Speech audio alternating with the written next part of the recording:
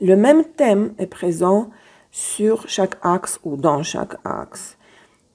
Initialement, du premier coup d'œil, il peut sembler que les maisons sur le même axe sont complètement différentes.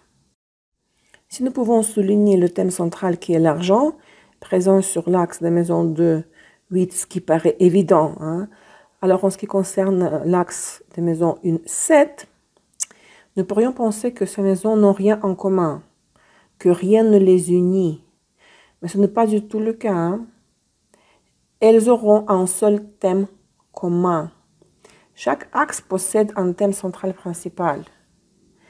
Et si l'une des maisons sur l'axe est sévèrement affligée, si le maître est tué, entre guillemets, au sens figuré, alors vous avez toujours dans votre arsenal la deuxième maison de cet axe, ce qui peut vous aider d'une manière ou d'une autre à vous débrouiller dans la situation. Autrement dit, les maisons sur l'axe, sur un axe, sont interconnectées. Vous vous souvenez, quand nous avons étudié les signes et les maisons, l'axe des maisons correspond aux axes des signes. Le bélier s'oppose à la balance, les gémeaux s'opposent au sagittaire, etc. C'est-à-dire que nous comprenons qu'il y a une seule et même essence sur l'axe des maisons et des signes, seulement dans des proportions différentes. Car le sagittaire et les gémeaux contiennent la même essence de Mercure et de Jupiter, mais il y aura des gradations différentes, des proportions différentes de la présence de ces essences sur l'axe. Mais l'énergie présente dans les signes et les maisons opposées sera la même. Ce sont toutes les sources potentielles de revenus, car après tout, la maison 8 sera également une source de revenus, une des sources de revenus, mais en ayant une certaine spécificité. La maison 8, c'est la maison de Pluton, la maison de Mars. Ici, Vénus est symboliquement en exil. Selon les essences, la Lune est en chute.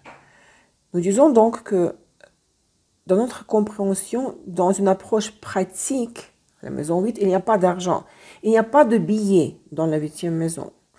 Il y a une énergie des ressources qui se manifesterait dans certaines choses, par certaines choses. Les objets, les biens immobiliers, les entreprises. La maison 2 contient l'essence inférieure de Mars. J'investis mon énergie et mes forces pour obtenir Vénus et la Lune.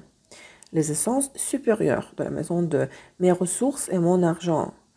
En revanche, la maison 8 correspond aux essences inférieures de Vénus et de la Lune. Et si nous voyons le scénario suivant, le sujet suivant, j'ai besoin de détruire la matière afin de la transformer en moteur en mouvement perpétuel, afin qu'il m'apporte des revenus sans ma participation, ou pour que je puisse littéralement parasiter ou exploiter quelque chose pour que cela génère des revenus pour moi, des revenus passifs. Mais cela sera le revenu de Pluton. Ça sera quelque chose qui n'est pas toujours associé à l'argent. Pluton, c'est la kinesthésie. Ce sont les énergies que nous ne voyons pas dans la vraie vie. La maison 8, c'est cette transformation de la réalité qui est responsable des liens entre les événements. Par exemple, le maître de la 10 est dans la 6. Je tombe malade et je reçois une promotion. Cette chaîne ne peut pas être expliquée logiquement. Mais ce lien des maisons, entre les maisons, s'explique justement par les essences de la maison 8. La 8e maison est un échange constant entre nous et l'espace. L'espace nous parasite et nous parasitons l'espace en retour, en échange. Voici la circulation parfaite de l'énergie. La maison 11 est la maison d'Uranus et de Saturne. Il ne peut pas y s'agir de la chance quelconque. Ici, tout doit être réfléchi et planifié. La loterie correspond également à la maison 12. Il est donc important de vérifier les liens des maisons 11.5 et 11.2 afin de parler d'une possible chance dans la loterie. Mais de toutes les façons, les prix, dans le sens des primes, se trouvent dans la maison 11 car vous les recevez toujours pour quelque chose. La maison 5 vous fait des cadeaux pour vos beaux yeux. Les cadeaux qui vous tombent dessus, tout seul, sans que vous fassiez un effort. Les primes de la maison 11 vous sont toujours attribuées pour quelque chose, pour des mérites. Par exemple, vous voulez vous lancer en affaires. Votre 5e maison est tuée. Le maître est affligé, la maison est faible, etc. Vous prenez donc la maison 11. Mais dans ce cas, elle représente une entreprise qui n'est pas la vôtre. Vous devez reprendre l'entreprise de quelqu'un d'autre ou vous devez collaborer avec une équipe. Il sera très difficile pour vous de démarrer une entreprise tout seul. Vous devez le faire tant que membre d'une équipe ou joindre une entreprise déjà existante ou acheter une entreprise déjà montée. Si la maison 6 est remplie, vous devez avoir du personnel, mais pas uniquement dans le sens professionnel, également dans la vie de tous les jours, au quotidien. Si j'essaie de percer moi-même la 6e maison, je risque de tomber malade si elle est remplie.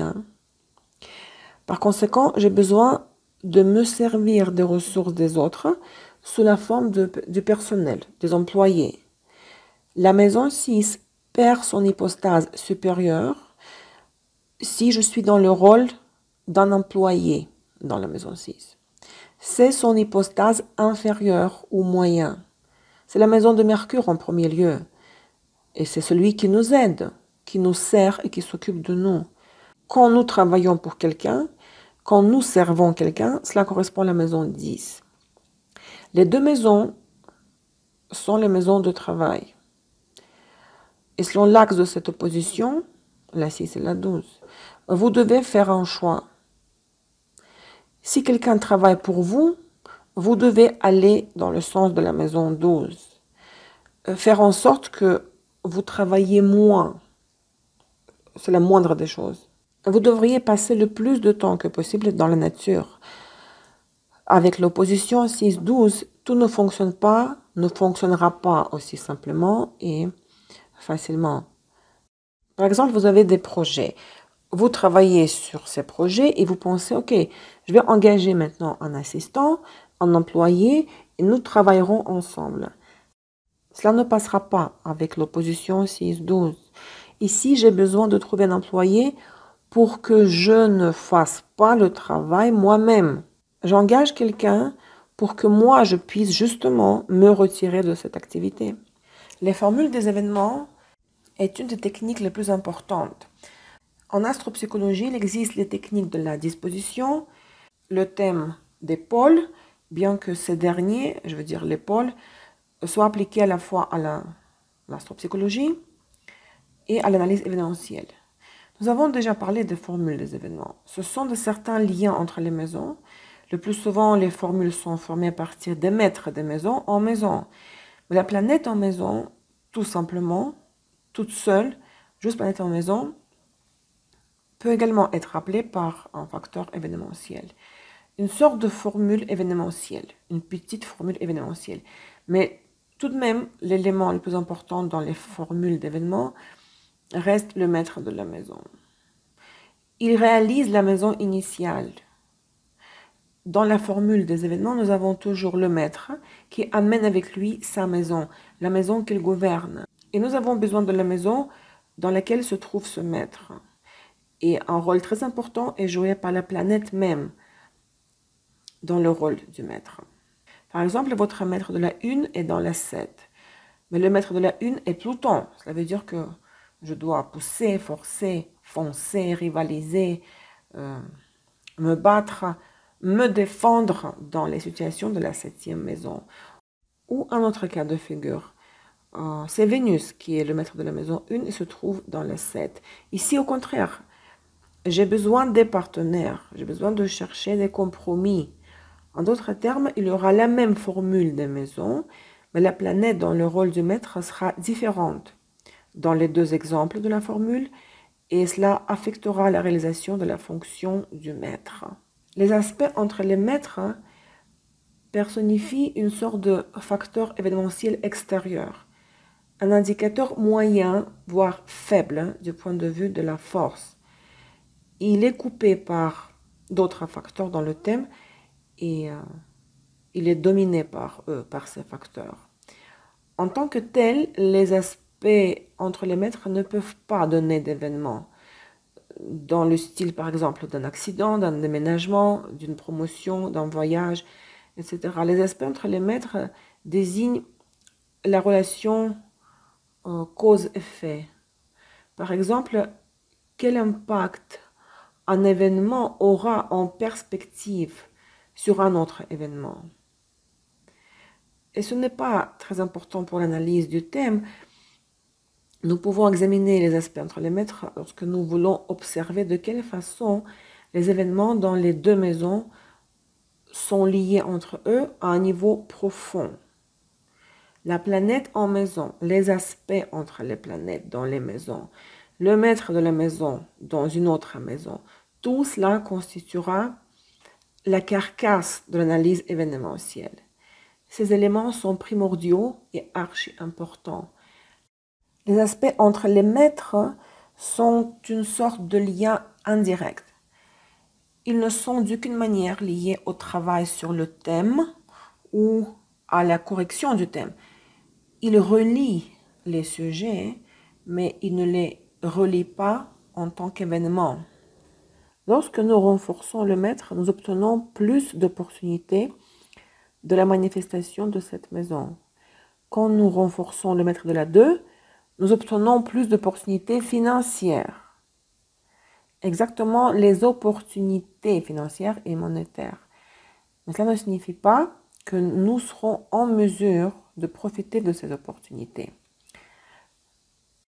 Cela ne sous-entend pas qu'en gros, vous tirerez plus de profit que d'habitude de la maison 2. C'est-à-dire que les opportunités apparaissent, mais la question est dans quelle mesure pourrons-nous les saisir, ces opportunités? Et ici, l'élément dont nous aurons besoin sera le significateur de la maison. Et voici un lien très subtil. L'intersection de la psychologie et de l'événement du thème astral. Voilà, vous avez renforcé le maître de la 2, ce qui vous a apporté, ce qui vous apporte des opportunités, des revenus.